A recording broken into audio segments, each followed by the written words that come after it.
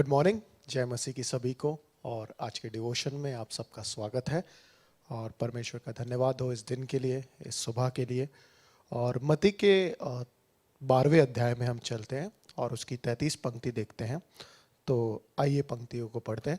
वहाँ पे लिखा है, यदि पेड़ को अच्छा कहो तो उसके फल को भी अच्छा कहो, या पेड़ को निकम्मा कहो तो उसके फल को भी निकम्मा कहो, क्योंकि पेड़ अपने फल ही से पहचाना जाता है।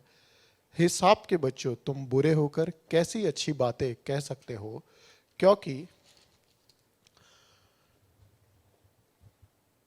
जो मुंह में भरा है वही बाहर आता है, जो दिल में भरा है वही मुंह पर आता है। 35, भला मनुष्य मन के भले भंडार से भली बातें निकालता है और बुरा मनुष्य बुरे भंडार से बुरी बातें निकालता है। और आज जो हम ध्यान देने वाली पंक्ति है वो 35 ही है।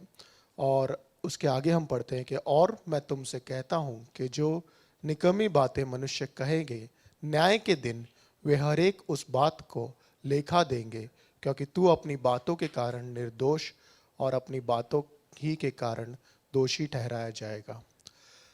शब्दों का एक बहुत बड़ा महत्व है। जब हम यहाँ पे पढ़ रहे हैं बाइबल में, ये जो वाकया घट रहा है, यहाँ पे यीशु मसीह फरीसियों को डांट रहे हैं। बट ध्यान देने वाली बात यह है, जब वो 35 पंक्ति में ये कहते हैं कि भला मनुष्य के भले भंडार से भली ही बातें निकलती है और बुरे मनुष्य के बुरे भंडार से बुरी बातें निकलती हैं। जब एक व्यक्ति मसीह में आता है, जब एक व्यक्ति मसीह में चल रहा है, तो उसे ये भी ध्यान रखना है, ये भी आवश्यक हो जाता है कि वो किस तरीके के शब्द इस्तेमाल कर रहा है। कुलुसियों की किताब में और उसकी 4 अध्याय में पौलुस कहता है कि हमें अपने शब्दों को अनुग्रह से भरा रहना चाहिए।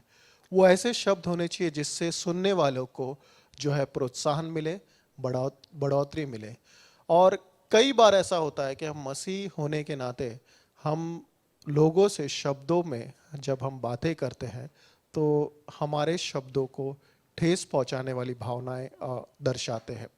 तो हमें ध्यान रखना है। परमेश्वर यहाँ पे स्पष्ट रूप से कह रहे हैं कि अगर तुम भली बातें नहीं करते हो तो तुम्हारे मन में क्या है वो दर्शाया जाता है। तो हम परमेश्वर से ये मांगे। हम कई बार बात करने में थोड़े से कठोर हो सकते हैं, कई जगहों पे ज़रूरत होती है, बट उसका ये अर्थ नहीं है कि हम परमेश्वर के शब्दों को जो उन्होंने हमें दिया है, जो हम कहना चाहिए लोगों से, अनुग्रह भरे ना हो। ओके, किसी को सिखाना, किसी को डांटना समय समय पे, आवश्यकता पे ज़रूरी हो सकता है, बट आपके शब्द जो है हमेशा प्रोत्साहन लेके आए और बढ़ोतरी लेके आए। और अगर हम अपने शब्दों का ध्यान नहीं रखें तो वो हमारे लिए बहुत ही कठिनाई की बात हो सकती है।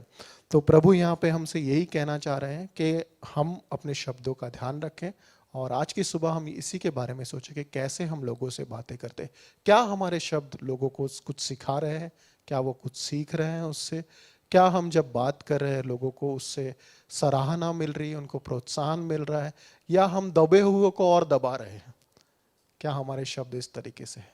हमें शब्द इस तरीके से संभाल के इस्तेमाल करने चाहिए जिसमें निराशा ना हो, लोगों के अंदर ठेस लगाने की बातें ना निकले, बट ऐसे शब्द निकले जो कि वचन, अनुग्रह और करुणा से भरे हुए हो और परमेश्वर को आशीष मिलती रहे उन शब्दों से। तो प्रभु का धन्यवाद हो आज के इस गुरुवार के दिन के लिए, सुबह के लिए। आज एक विशेष दिन भी है, प्रार्थना का दिन है हमारा। ओके, और आज हमारे कलीसिया के पासवान का जन्मदिन भी है, तो उनको अपने प्रार्थनाओं में याद रखिएगा। ओके, और उनके लिए प्रार्थना कीजिएगा।